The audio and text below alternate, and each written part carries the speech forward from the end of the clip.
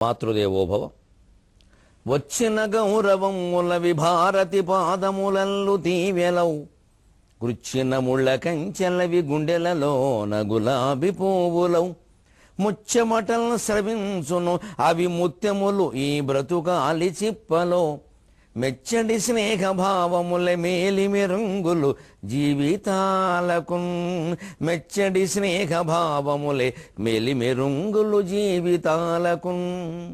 ABN Andhra Jyothi ప్రేక్షక మహాశయులందరికీ నవజీవన వేదం అనే కార్యక్రమంలో 411వ భాగానికి స్వాగతం పలుకుతున్నాను. ఒక సాహిత్యవేత్తకి, కవికి, ఒక సాహిత్య ప్రియులైన వారికి కూడా జీవితం ఎలా ఉండాలి అంటే, ఎలా ఉండాలని వారు అనుకోవాలి అంటే దేన్నైనా సమానంగా స్వీకరించగలగాలి. సాహిత్యం తత్వం యొక్క లక్ష్యమేది.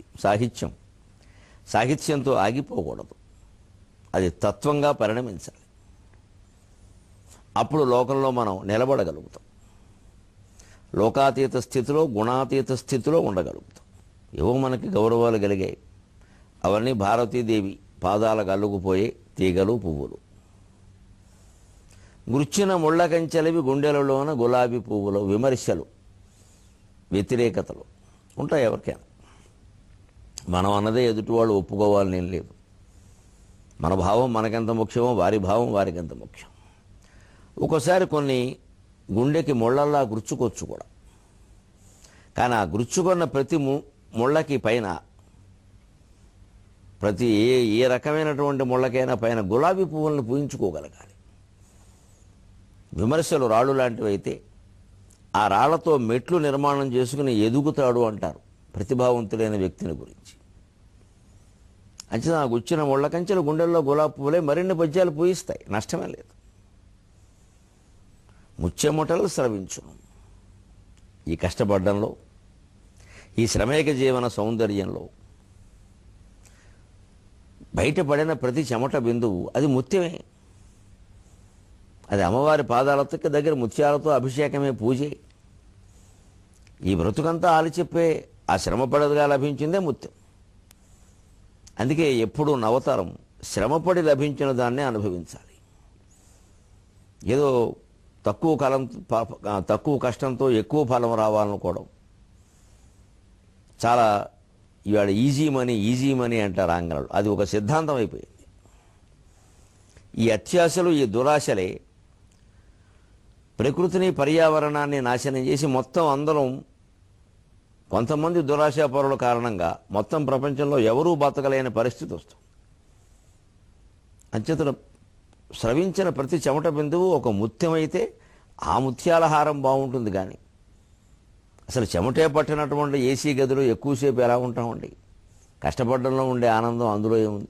కష్టపడిన తర్వాత ఏదో ఓ పావు గంట అందులో కూర్చుంటే చల్లగా ఉండొచ్చు, అంతవరకే. అది అలా ఉంటే అప్పుడు మెచ్చడి స్నేహభావం వల్ల మేలిమెరుంగులు జీవితాలకు. ఎప్పుడూ మన మార్గంలో, మన పద్ధతిలో మెచ్చుకునేటువంటి స్నేహితులు ఉంటూనే ఉంటారు. ఆత్మీయులు, ఆప్తులు అంటే వారే. ఇంత ప్రపంచం మనకున్నా, ఇంత జీవితం మనం గడిపినా చివరికి మిగిలేది 4, 5 నా వాళ్ళని చెప్పుకోవడానికి. వారు కుటుంబ సభ్యులు కావచ్చు, మిత్రులు కావచ్చు, వీరు వారు కాక వేరే వారు కావచ్చు, ఏదైనా. ఆత్మీయులు ఒక 5, 6 ఉంటారు, కానీ అంతకుమించి ఉండే అవకాశం లేదు. ప్రాణమిత్రులు అట్లా. అలాంటి స్థితే సరస్వతీదేవిని మనం కోరుకోవాలి. వచ్చడిమే గౌరవముల విభారతి పాదములల్లు తీవెలవు, గృచ్చిన ముళ్ళ కంచెలవి గుండెలలోన గులాబీ పువ్వులవు, ముచ్చెమటలు స్రవించును అవి ముత్యములి బ్రతుకాలి చిప్పలో, మెచ్చడి స్నేహభావములే మేలి మెరుంగులు జీవితాలకు, మెచ్చడి స్నేహభావములే మేలి మెరుంగులు. ఇక మన కథాంశంలోకి ప్రవేశిస్తే సీతాదేవి రావణాసురుడికి స్పష్టం చేస్తుంది, నా చూపులతోనే నిన్ను కాల్చి భస్మం చేయగలరా పిచ్చి సన్నాసి. నేను అరణ్యవాసంలో ఉన్నప్పుడు ఏదో సన్యాసిగా మారువేషంలో వస్తే ఇంటికి వచ్చిన అతిథిని గౌరవించడం మర్యాద అని అన్నం పెట్టాను. నువ్వు అన్నం పెట్టిన చేతిని కరిచావు, కుక్క కంటే హీనమైన బతుకు నీది. నా భర్త లేనప్పుడు నువ్వు ఇక్కడికి తీసుకొచ్చావు, నీ పరాక్రమం ఏ పాటితో అర్థమవుతూనే ఉంది. నేను నిన్ను ఇంకా భస్మం చేయకపోవడానికి రెండే కారణాలు. అసందేశాత్తు రామస్య తపశ్చ అనుపాలనాత్ నత్వాం కుర్మి దశగ్రీవా భస్మార్హ తేజసా నత్వాం కుర్మి దశగ్రీవ భస్మార్హ తేజస. భస్మార్హ తేజస అని కలిపి చదివిస్తే ప్రమాదం, అప్పుడు తేజస్సు వారిదవుతుంది. భస్మార్హ, నువ్వు నిజంగా నువ్వు చేసిన పాపం ఎటువంటిది అంటే నేను బూడిద చేసేసినా తప్పేం లేదు. భస్మ అర్హ అది సంబోధన. తేజస భస్మ నకుర్మి, నా తేజస్సుతో ఈ పాటికే నిన్ను భస్మం చేసేయాలి. కానీ అలా చేయకపోవడానికి రెండు కారణాలు. ఏదో దశగ్రీవుడు అనుకోకు, 10 తలకాయలు కాదు 100 తలకాయలు ఉన్నా అయిపోతాడు. జ్ఞానం ఏకముఖం. రావణాసుడికి 10 తలకాయలు ఉండడంలో ఉద్దేశం ఏమిటంటే జ్ఞానం ఏకముఖం, అజ్ఞానం అనేక ముఖాలు. ఇంకా తలకాయలు ఎక్కువగా ఉండడం అనేది గొప్ప విషయం ఏం కాదు, అది పెద్ద విషయం కాదు. అందుకని తలకాయలు ఉన్నాయి ఏదో నేను గొప్ప వీరుణ్ణి అనుకోకు. ఓ తలకాయ పడిపోతే ఇంకోటి ఏదో మొలుచుకు రావడం, అజ్ఞానం అనేక రకాల పిలకలు మొలకలు వేస్తుంది. కానీ కాయి పండేది ఎప్పుడు జ్ఞానమే. అరటి చెట్టు చుట్టూ అనేక పిలకలు వస్తాయి, అన్ని పిలకలు మొక్కలు అవ్వవు. అంటే వాటిని చూసుకుని గర్వించక్కల. దశగ్రీవాలు నన్ను ఎప్పుడు భయపెట్టలేవు. నీ దశ మారితే గ్రవం ఏముంది, ఏకగ్రవంగా వేసేస్తారు నేను. దానికి రెండు కారణాలు. అసందేశాత్తు రామస్య, రాముడి నుంచి నాకు ఆజ్ఞ లేదు. అదేమిటి? సీతాదేవి నీకు వచ్చిన ఆపదను నువ్వు ఎదుర్కో, నీ పాతివ్రత్యంతో వాడిని భస్మం చేయి. ఆయన రాముడు ఫోన్ చేస్తాడా, లేదా ఏమైనా మనిషిని పంపి చెప్పిస్తాడు? అంటే దేవతలు భూమి మీద అవతరించినప్పుడు వాళ్ళ జీవిత కథని వాళ్ళు ఎలా నడుపుతారో అంటే మనకి ఆదర్శప్రాయంగా ఉండేలా నడుపుతారు. అందుకే మనం ఆ కథలో ఆ జీవితంలో ఉండే ఆదర్శాన్ని తీసుకోవాలి. వాళ్ళు తిరిగిన చోటు, కూర్చున్న చోటు, నుంచున్న చోటు కాదు. మేము ఎలా బతికామో చూడండి అని చెబుతుంటే మీరు ఎక్కడ పుట్టారు, ఎక్కడ పెరిగారు, ఏ చీర కట్టుకున్నారు, ఎక్కడ స్నానం చేశారు, ఎక్కడ భోజనం చేశారు, ఇది ప్రధానమైపోతే ఎలాగా? భూమండలం మీద పుట్టాక ఎక్కడొక్కడ పుడతారు. భగవంతుడు భారతదేశంలోనే అవతరించాడు. అంత మాత్రం చేత మిగిలిన దేశాలన్నీ పనికిమాలిన దేశాలా? అక్కడ విజ్ఞానం లేదా? అక్కడ మంచివాళ్ళు లేరా? అక్కడ ప్రకృతి బాగాలేదా? నిజానికి ప్రకృతి ఉత్పాతాలు మన దేశంలో ఉన్నట్టుగా మరి ఇతర దేశాల్లో లేవు. వచ్చినా ఎదుర్కొనే సామర్థ్యమైనా ఉంది వాళ్ళకి. మనకు అది లేదు, ఇది లేదు. ఊరికే భగవంతుడు పుట్టాడని చెప్పేసుకుంటే అంచేది గొప్పదైపోదు. దాని అవసరాలు దానుకుంటాయి. పోనీ ఆ భగవంతుడు మళ్ళీ ఉత్తర దేశంలో పుట్టాడు, దక్షిణ దేశంలో పుట్ల. అందుకని అవతారాలు దక్షిణ దేశంలో లేవు కూడా దక్షిణ భారతదేశం తక్కువ. మరి అక్కడ మళ్ళీ మనం ఊరుకోమే. పోనీ ఆ దక్షిణ భారతదేశంలో ఆచార్యులు పుట్టారు, శంకరాచార్య, రామానుజాచార్య, మధ్వాచార్య. వాళ్ళందరూ తమిళం, కర్ణాటక, కేరళలో పుట్టారు. ఆంధ్రదేశంలో ఎవడో పుట్ల. అంత మాత్రం చేత తెలుగు వాళ్ళు తక్కువ. ఏది ప్రపంచంలో తక్కువ కాదు, ఏది ప్రపంచంలో ఎక్కువ కాదు. మనుషుల్లాగే ప్రాంతాలు కూడా కొన్నింటిలో కొందరు ఎక్కువ, కొన్నింటిలో కొందరు తక్కువ. అవతారాలు మన దగ్గర వచ్చాయని గర్వించడం కాదు. రామావతారం, కృష్ణావతారం అన్నిటి నుంచి మనం నేర్చుకోవలసింది నేర్చుకోవాలి. ఇంతటి శక్తి ఉండి కూడా సీతాదేవి నిన్ను భస్మం చేయగలనని చెబుతోంది ఆవిడ చూపుతోటి. పోనీ ఆవిడేదో ఆవేశంలో అందేమో అనుకుందుకు వీళ్ళ నిజంగానే చేయగలదు. ఎందుకంటే తర్వాత కథలో మనకు హనుమంతుడిని తోక అంటిస్తే వెంటనే అక్కడ హనుమంతుడు తోక అంటించారనే విషయం తెలిసి అగ్నిదేవుణ్ణి ప్రార్థించింది. వెంటనే అగ్ని చల్లారాడు. హనుమంతుడు వెంటనే ఆ విషయాన్ని గ్రహించి సీత ఉన్న దిక్కుకి తిరిగి నమస్కారం పెట్టాడు. మరి అగ్నిని చల్లార్చే శక్తి కలిగినటువంటి తపశ్శక్తి కలిగిన సీత అగ్నిని ప్రజ్వలింపజేయలేదా తన కూతురు ద్వారా, తన చూపుల ద్వారా? అది చేయగలదు. కానీ ఎందుకు చేయలేదు అదే చెబుతుంది. అసందేశాత్తు రామస్య, రాముడి నుంచి ఆజ్ఞ లేదు అంటే ఎప్పుడు ఏ పని ఎవరు చేయాలో వారే చేయాలి. ఆ ప్రకారం అది పరిష్కారం అయ్యే వరకు జీవితంలో మనం ఓపిక పట్టాలి. ఇది సీత నుంచి మనం నేర్చుకోవాలి. కష్టాలు పోవాలని కోరుకోవద్దు, కష్టాల నుంచి తప్పించుకునే ప్రయత్నం చేయదు, మత్తు బిళ్ళలు వేసుకోవద్దు. మత్తు బిళ్ళలంటే ఏదో ఒక మత్తులో మనని ఓ పూజలోనో జపంలోనో మత్తులో ముంచేసేయడం కింద అలా కాదు. ఓ ప్రవచనంలోనో అది వింటుంటే నాకేం తెలియట్లా. వింటుంటే ఏం తెలియట్లేదంటే వినడం కూడా అనవసరం. వింటుంటే తెలియాలి. విన్నది వంట పట్టాలి, తిన్నది వంట పట్టినట్టు నిత్య చైతన్యవంతులం కావాలి. ఒక ప్రసంగం వల్ల, ఒక ప్రవచనం వల్ల, ఒక పురాణం వల్ల, ఒక జపం వల్ల నిత్య చైతన్యవంతులం కావాలి. అందుకని ఏదో మత్తులోకి వెళ్ళిపోవడం, తన్మయంలోకి వెళ్ళిపోవడం కాదు కావాల్సింది. అప్పుడు ఆ కష్టాన్ని ఎదుర్కొనే ప్రయత్నం చేస్తాం. కష్టాన్ని ధైర్యంగా ఎదుర్కోవాలి. అప్పుడు స్థైర్యంగా ఉండగలుగుతాం. ధైర్యం అంటే స్థిరత్వం. ధైర్యం అంటే ధీరస్య భావం ధైర్యం. ధైర్యం ఉంటే స్థిరంగా ఉండగలుగుతాం. మనకు కొన్ని అభిప్రాయాలు ఉన్నాయి, వాటి మీద మనం స్థిరంగా ఉండాలంటే ధైర్యం ఉండాలి. లేకపోతే ఏదో అవసరాలు, ప్రలోభాలు, భయాలు ఉంటే జారిపోతాం.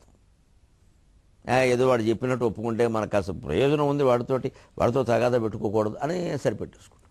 అదే మన బతుకు మనం బతకగలమన్న ధైర్యం అంటే ఏమిటి, నా అభిప్రాయం నాదని ఖచ్చితంగా మాట్లాడతాం. ఎందుకు వంగుతాం? అది సత్యమని తెలిసినప్పుడు. అంటే సీతాదేవి ఖచ్చితంగా ఒక పాతివృత్యం, ఏక భర్తృక వ్రతం అని ఒక నియమం ఉంది. చాలామంది సాధువులకు ఉంది ఈ దేశంలో.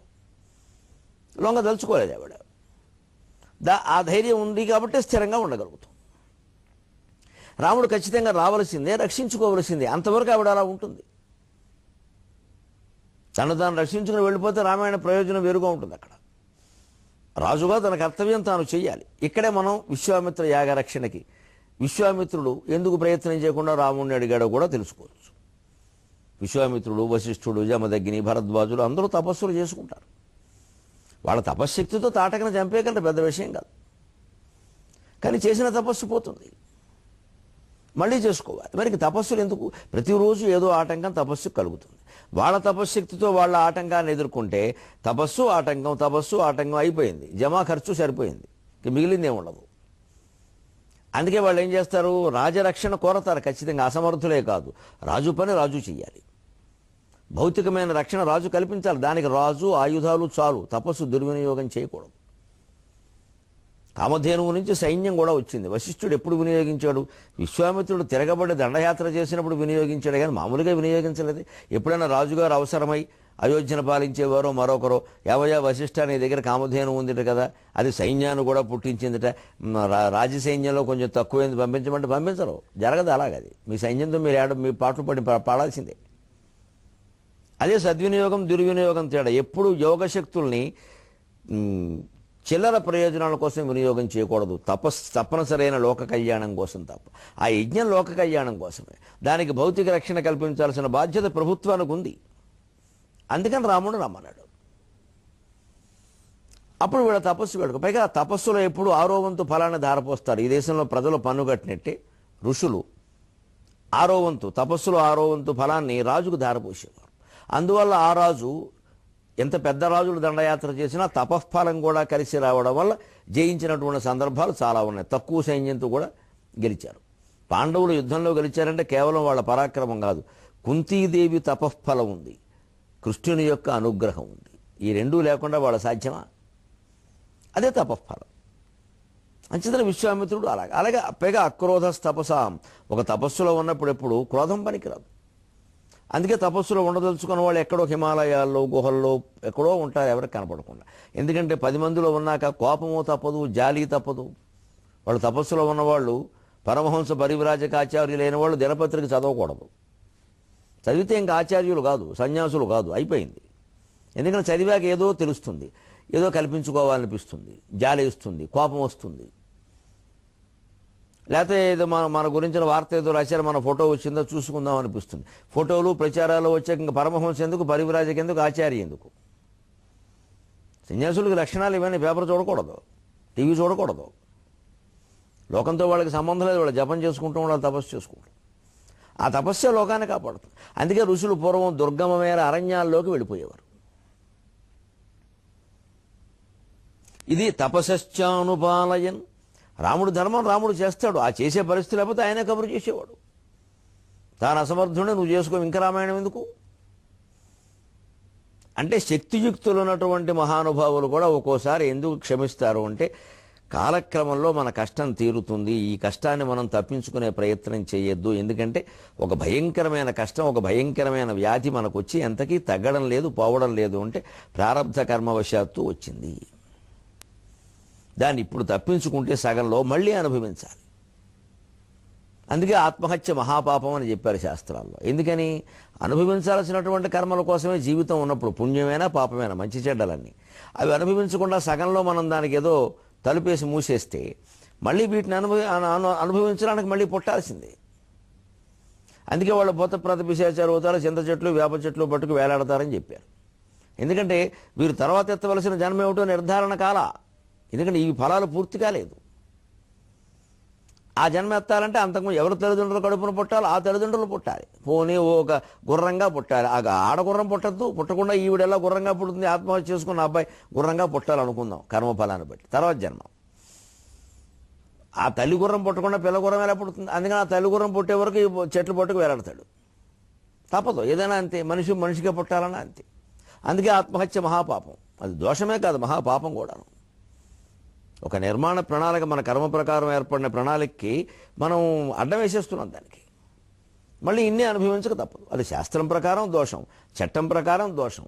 మానవత్వం దృష్ట్యా చూసినా చూడ బలహీనమైన పని, ఏ రకంగా చూసినా పనికిరాదు ఇది. అందుకని అసందేశాత్తు రామస్య తపశ్చానుపాలయన్ నత్వాం కుర్మి దశగ్రీవ భస్మార్హ తేజస. నువ్వు భస్మార్హుడివేనా? నువ్వు చేసిన పాపాలు నిన్ను బూడిచ్చేసేయడానికి అన్ని విధాలా తగినవే అయినా నీకేమి జాలిపడాల్సిన అవసరం ఏం లేదు. అయినా ఎందుకు చేయట్లేదు అంటే, ఒకటి రాముడి పని రాముడు చేయలే, రాముడు ఆజ్ఞ లేదు. నా అంతటి నేను పత్నిత్వానికి సాధ్వీత్వానికి భిన్నంగా ఇలా ప్రవర్తిస్తే రాముని యొక్క కీర్తి దెబ్బతింటుంది. అంటే ఇంత ఆపదలో ఉండి కూడా పంటి బిగువన ఆ కష్టాన్ని భరిస్తూ భర్త కీర్తిని కాపాడడానికి తాపత్రయపడుతుంది. అదేదో సహజ ప్రక్రియలోనే జరగాలి. పైగా ఆవిడకు లోపల ఇంకొక భావన, ఇది ఎందువల్ల వచ్చింది? ఆ మాయలేడిని కోరబట్టే కదా నేను నా స్వామికి ఇన్ని కష్టాలు తెచ్చిపెట్టా. ఆ మహానుభావుడు ఏం చెప్పాడు నాకు, నువ్వు ఇంటి దగ్గర ఉండు హాయిగా, ఎందుకు వచ్చింది? భరతుడు జాగ్రత్తగా చూసుకుంటాడు, కౌశల్యను చూసినట్టు చూసుకుంటాడు, హాయిగా ఉండు అని చెబితే వినలేదు, కూడా వచ్చాను. వచ్చింది చాలకి ఇంకేం చేశాము, ఇక్కడ మళ్ళీ మాయలేడన్న ఆయన ఏమైనా అడిగాడు? లక్ష్మణుడు చెబుతూనే ఉన్నాడు ఓ పక్క.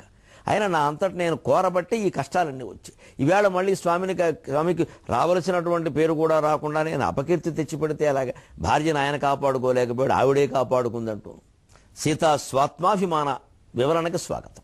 అందుకోసం నసందేశాత్తు రామస్య తపశ్చానుపాలయన్ నత్వాం కుర్మి దశగ్రీవ భస్మార్హ తేజస. ఇక్కడే ఒక తెలుగు పద్యం కవయిత్రి మొల్ల. కుమ్మర కులంలో పుట్టింది ఆ తల్లి, ఎంత మంచి కవిత్వం చెప్పిందో చూడండి. రాముడు ఎటువంటి వాడో నీకు తెలియకపోవచ్చు రావణ, నాకు నమ్మకం ఉంది. ఆయన ఏం చేస్తాడు? అడవుల్లో ఉన్నాడు, రాజ్యం కూడా లేదు, అన్నీ కోల్పోయాడు. ఇవన్నీ మీరు అనుకునే మాటలు. మేము రాజ్యం కావాలనే కోల్పోయాం. మనం ఇప్పుడు సర్వసంగ పరిత్యాగం చేసి సన్యాసాశ్రమం స్వీకరించిన వారిని ఏమీ లేదు నీ దగ్గర అనకూడదు. వాళ్ళు ఏమీ అక్కర్లేదని అలా ఉన్నారు వాళ్ళు. అది గొప్పతనం, అది మనం నేర్చుకోవాలి. అలా కాకుండా వాళ్ళని ఆక్షేపిస్తే అలాగా. అందుకని మేము కావాలని వదిలేసాం. నా భర్త ఏం పరాక్రమహీనుడుగా ఎటువంటి వాడో తెలుసా? కూకటి ముడికినై కురులు కూడని నాడే బెదరకత ఆటక పీచమణచే గాధేయుడనురించు క్రతువును రక్షింప పెక్కండ్రు దైత్యులను కడంచే అవనిపై విలసిల్లు నఖిల రాజంజులు వ్రేల చూపగలేని విల్లు విరిచే ఘోరాటవులలోన గృమ్మరునప్పుడే కరదూషణాది రాక్షసుల జంపి పాదరజముననొక రాతి పడతి చేసి లీల మాయామృగంబును కూలనేసి రజమాతృడే రక్షకుండు రామభూపాలుడు ఆదినారాయణుండు రాజమాతృండే మెదినీ రక్షకుండు రాజమాతృండే మెదినీ రక్షకుండు రామభూపాలుడు ఆదినారాయణుండు. ఇది మల్ల కవిత్వం. నిజంగా అన్ని కులాల్లో ఉండే స్త్రీ పురుష భేదం లేకుండా అందరికీ వాళ్ళ రంగాలలో అభివృద్ధి చెందే అవకాశాలు మనం కలిగిస్తే, ఆటంకాలు రాకుండా చేస్తే ప్రతిభ ఎంత వికసిస్తుందో ఈ పద్యం తెలియజేస్తుంది. కులం పేరు మీద కొందరిని, మతం పేరు మీద కొందరిని, ప్రాంతం పేరు మీద కొందరిని తొక్కేయకుండా నీకేమొచ్చు అంటూ అసలు వాళ్ళకి ఇది కుదరదండి, వాళ్ళకి ఇది రాదండి ఈ మాటలు లేకుండా వస్తుందేమో ప్రయత్నం చేయనివ్వండి. రాకపోతే వాళ్ళే ఊరుకుంటారు. కుమ్మరి కులంలో పుట్టి బాలవితంతువుగా జీవితాన్ని గడిపినటువంటి కవయిత్రి మొల్ల ఎంత రామాయణం రాసిందండి, ఎటువంటి పద్యాలండి ఇవి. కూకటి ముడికినై కురులు కూడా నీనాడే. కూకటి అంటే ఈసిగా. విద్యార్థులందరికీ వేదం నేర్పినప్పుడు ముందు గుండు గీయించేవారు, ఇక్కడ మాత్రం శిఖ పెట్టేవారు. దాంట్లో ఉద్దేశం ఏమిటి?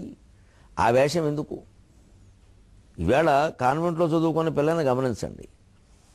ఈ పెద్ద నెక్కరు, దాని మీద బెల్టు, లోపలికి ఇన్సర్టు, ఆ లోపల మళ్ళీ బనీను, ఈ నెక్కర్ లోపల డ్రాయరు, ఈ పేక్కో తోక, బూటు, సాక్సు, ఇవన్నీ ఏ వేషం? ఇంగ్లీష్ దేశాల్లో వేషం, లండన్ వేషం, అమెరికా వేషం. ఎందుకంటే అవన్నీ చలి దేశాలు. లండన్లో చలి ఎక్కువ, ఐరోపా ఖండం మొత్తం చలి ఎక్కువ, వేసవకాలం వాళ్ళకి బాగా తక్కువ. అందుకని అక్కడ వేషం అలా ఉంటుంది. మనం తెచ్చిపెట్టుకున్న తద్దిన ఇది మాళయపక్షాలు, మనకు అవసరం లేదు అది. మన విద్యార్థుల వేషం ఎలా ఉండేది? శుభ్రంగా అంగాస్త్రం కట్టేవారు, గాలి తగులుతుంది సర్వాంగాలకి. పైన ఏం ఉండేది కదా, ఒక కండువ ఉండేది, అది కాస్త ముక్కు తుడుచుకున్నా మూతి తుడుచుకున్నా ఉండాలిగా. ఆ పైన ఈ గుండె ఎందుకు గీసేవారు అంటే సూర్యకాంతి ఇక్కడ పడాలి. మన దేశంలో విస్తారంగా ఉంటుంది, అది పడాలి. ఇవాళ మరి దాన్నే సన్బాత్ అనడం, బయటికి వెళ్ళవు. పూర్వం ఉండేది అక్కడ పడాలి. పైగా మళ్ళీ ఈ ప్రదేశంలో పడకూడదు, సరిగ్గా అక్కడే పిలకతో కప్పేస్తారు దాన్ని. ఈ నెత్తి మీద పడాలి, ఈ వెనకాల పడకూడదు. అదే మేధాశక్తికి సంబంధించిన విషయాలు మెదడుకి. ఆ మెదడు ఉత్తేజితం కావాలి సూర్యకాంతి. అది మళ్ళీ సూర్యకాంతి నేరుగా పడకూడదు, అందుకని చెట్టు కింద చదువు. ఆ చెట్ల గుబురుల్లోంచి, ఆకుల్లోంచి పడుతుంది ఆ కాంతి, అది సరిపోతుంది. సూర్యకాంతి నేరుగా పడాలి కదా అని చెప్పేసి భూతద్దం ఒకటి పెట్టి వాడు గుండె మీద సూర్యకాంతి పెడితే గుండె మాడిపోతుంది. అన్నీ తెలుసుంటూ చేశారు ఆశ్రమాలు. ఆ పెద్ద పెద్ద మర్రి చెట్లు, రావి చెట్లు, వాటి చుట్టూ అరుగులు, వాటి మీద పీఠం, వ్యాసపీఠం. ఎందుకు ఏర్పాటు అంతా? అప్పుడే వానాకాలం చదువులో మాట వచ్చింది. ఎందుకంటే వానాకాలం చదువు చెప్పేవారు కదా, చెట్ల కింద వాన కురుస్తుంది, పుస్తకాలు తడిసిపోతాయి, మనుషులు తడిసిపోతారు. వానకాలం సెలవు ఇచ్చేవారు. ఆ వానకాలం కూడా ఎవరో కొందరు శ్రద్ధ కలిగిన విద్యార్థులు ఇంట్లో కూర్చొని చదువుకునేవాళ్ళు చాతుర్మాస్య దీక్షలో, మౌనంగానే ఏదో రకంగా. అప్పుడు అంతంత మాత్రంగా చదువుతారు, దాన్నే వానాకాలం చదువు అంటారు. అందుకే ఇప్పటికే ఆ మాట ఉంది, మాదేముంది వానాకాలం చదువు అని. ఇప్పుడు వానాకాలం చదువు అంటే ఇప్పుడు అర్థం కాదు, ఇది పూర్వ వాతావరణం తెలిస్తేనే అర్థమవుతుంది. సూర్యకాంతి ముమ్మరంగా పడాలి. ఈవేళ పాఠశాలను నడుపుతున్న వాళ్ళందరూ అది గమనించాలి. అది మళ్ళీ ఎండ మాడిపోయేలా పడకూడదు. ఏసీ క్లాస్ రూమ్స్ పెట్టాం, బుద్ధి మందగించడానికి ఏసీ క్లాస్ రూమే కారణం. ఏసీ క్లాస్ రూములో చదివిన వాడికి బుద్ధి వికసించే అవకాశం లేదు. ఆ చలికి ముడతకు పెరసగట్టుకుపోతుంది. ఈ దేశంలో అసలు ఏసీ పనికిరాదు చదువుకి. చాలా తక్కువ వాడాలి ఏసీ మనం, వేసవకాలం మాత్రమే, అది కూడా మధ్యాహ్నం మాత్రమే. రాత్రి వాడామంటే ఏ 10కో 11కో కట్టేయాలి. తెల్లవారులు ఏసీలో ఉండడం, అది కూడా 16 ఇంకా 9 కూడా పెడతారు మన వాళ్ళు. చిన్నపిల్లలకు అప్పగిస్తున్నారు, వాడేమో 17, 18 పెడుతున్నారు. నాశనం అయిపోయే లక్షణాలు ఇవన్నీ. ఇది కూకటి ముడికి నై కురులు కూడా నినాడే. ఆ పిలక ముడేసేవారు ఇలాగా. మరి అలా జుట్టు విరబోసుకుని ఉండకూడదు, మళ్ళీ దాని ఇబ్బందులు అనుకుని. ఆ కూడన వయసుని 12, 13 ఏళ్ళు. అప్పుడే తాటకను సంహరించాడు. బెదరక తాటక పీచమనచ్చి గాధీజురుడనరించు క్రతువు క్రతువును రక్షింప పెక్కండు దైత్యులను కడించి. విశ్వామిత్రుడు చేసిన యజ్ఞాన్ని రక్షించడానికి అదే 13 ఏళ్ల వయస్సులో ఎంతమంది రాక్షసులను సంహరించాడు. అంటే తన పెళ్లికి ముందు జరిగిన విషయాలే చెబుతోంది. పెళ్లి తర్వాత విషయాలు చెబితే చచ్చిపోతావు రావణ, తట్టుకోలేవు నువ్వు. నా పెళ్లికి ఆయన వయస్సు 13, నా వయస్సు 6. అప్పటికేమో ఆయన ఎంత పరాక్రమవంతుడు. లేదా క్షత్రియుల అమ్మాయి పరాక్రమహీనుడు చేసుకుంటుందా? అవనిపై వెలసిల్లు అఖిల రాజన్యులు వ్రేల చూపగలిగిని విల్లు విరిచి. భూమి మీద ఎంతమంది రాజులు ఉన్నారో వాళ్ళు ఎవరు కూడా కనీసం పైకెత్తడం కాదు, వేలుతో ఇలా చూపించలేరు, భయపడిపోతారు దాన్ని తలుచుకుంటే. అటువంటి విల్లు విరగొట్టాడు రాముడు. సామాన్యమైన పరాక్రమం అది. ఘోరాటవులలోన గృమ్మరునప్పుడే కరదూషణ అది రాక్షసుల చంపి. ఇక మేము అరణ్యవాసానికి వచ్చకపోయినా అప్పుడు ఆయనకు 25, నాకు 18. అప్పుడు కరదూషణలు వస్తే 14,000 మందిని గంట కూడా కాకుండా చంపాడు. పైగా లక్ష్మణుడు తోడు లేడు, రాముడు ఒక్కడే. నాకు కాపలాగా లక్ష్మణుడిని అట్టిపెట్టి ఆయన ఒక్కడే చంపాడు. పోనీ ఇదంతా పరాక్రమం. పవిత్రతకు ఏమైనా లోటుందా? పాదరజమున ఒక రాతి పడతి చేసి తన పాదధూళితో ఒక రాతిని నాతిగా మార్చాడయ్యా నా భర్త. ఆ పవిత్రత నీకు జన్మ జన్మలకైనా వస్తుందా? ఆయన ఇంటి ముందు కాపలా కాసినా వస్తుందా అంది అమ్మవారు. ఒక్కసారి రావణాసురుడికి ఒళ్ళు జలధరించింది, ఈ పని మనం ఎప్పుడో చేసినట్టుగా ఉంది అని. పాపం జై విజయుల్లో ఒకడు కదా, ఆయన కాదు కదా, ఆయన ఇంటి ముందు కాపలా కాసినా నీకు వస్తుందా అంది. అనేసరికి ఒకసారి ఏమిటో జలధరించింది ఒళ్ళు. మరి ఆ పని ఆయన చేసిందేగా పాపం, ఇప్పుడంటే ఇలా పడ్డాడు. కానీ కాపలావాడే యజమానే, వాచ్మన్ ఏమో యజమాని అవుతాడా? లీల మాజా మృగంబును కూలనేసి, ఓని ఇంత చేశావు మమ్మల్ని సాధించడానికి, మా ఇల్లేంటి పుట్టించావు, అదేమన్నా బతికిందే? నీ కారణంగా మారీచుడు చచ్చిపోయాడు అన్యాయంగా. పైగా వాడు కూడా ఎలా పోయాడు, లేకపోతే నువ్వు చంపేస్తానని చెప్పావు. నీ చేతిలో చచ్చిపోవడం కంటే రాముడి చేతిలో చనిపోవడం మోక్షమని పోయాడు ఆయన. ఇంత పరాక్రమవంతుడు నువ్వు ఎప్పటికైనా సాధించగలుగుతావు? ఆ పెద్ద మనిషి పిచ్చి ఆలోచనలు. కానీ రాజమాతృండే మెదినీ రక్షకుండు, మొత్తం భూమండలం మొత్తాన్ని పరిత్రాణాయ సాధూనాం వినాశాయ చతుష్కృతాం ధర్మ సంస్థాపనార్థాయ సంభవామి యుగే యుగే యదా యదా హి ధర్మస్య గ్లానిర్భవతి భారత అభ్యుత్థానం అధర్మస్య తదాత్మానం సృజామ్యహం అన్న సంకల్పం ప్రకారం పుట్టినవాడు నా భర్త.